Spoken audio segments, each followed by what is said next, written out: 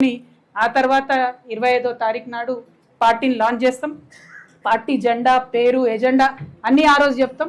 ఈ నెల రోజులు ప్రిపరేషన్ కోసం, మా కార్యకర్తలందరూ తరలి రావడం కోసం, ప్రజల నుంచి ఫీడ్బ్యాక్ కోసం, అన్నిటికన్నా ఎక్కువ నా నిజామాబాద్ ప్రజల ఆశీర్వాదం కోసం ఈ నిజామాబాద్ నుండే మరి నేను ప్రకటన చేస్తా ఉన్నాను. ఎందుకంటే నేను ఒక సామాన్య తెలంగాణ ఉద్యమకారులుగా ఉన్నటువంటి నన్ను పార్లమెంట్కి పంపిరు మీరు ఆశీర్వదించి పార్లమెంట్కి పంపడంతో అక్కడ కొన్ని నేను సమస్యలు రేకెత్తగలిగిన, దేశమంతా ఇవాళ అనేక మంది మిత్రుల్ని పంపించుకోగలిగిన, సంపాదించుకోగలిగిన, అవి చేయగలిగిన అంటే మాత్రం కేవలం నిజామాబాద్ ప్రజల దీవెన్నే అని చెప్పి మనస్ఫూర్తిగా తెలియజేస్తూ, మరి మీరు ఇచ్చినటువంటి రాజకీయ అవకాశాలు అన్నింటిలో కూడా నేను పనిచేయడానికి ప్రయత్నం చేసిన.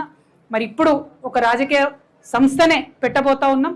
ఇందూరు ప్రజలు మొత్తం యావత్ తెలంగాణకు కూడా దారిదీపంగా మారేటటువంటి ఈ సంస్థను ఆశీర్వదించాలని చెప్పి మనస్ఫూర్తిగా కోరుతూ మీ అందరి దగ్గర సెలవు తీసుకుంటున్నా. తెలంగాణ జాగృతి సంస్థ పొలిటికల్ పార్టీగా అవతరించేటటువంటి రోజు ఏప్రిల్ 25, స్థలము మునీరాబాద్, ఎగ్జిట్ 6, ORR మీద ఎగ్జిట్ 6లో మునీరాబాద్లో అద్వయ ఫంక్షన్ హాల్. దీంట్లో మా మీటింగ్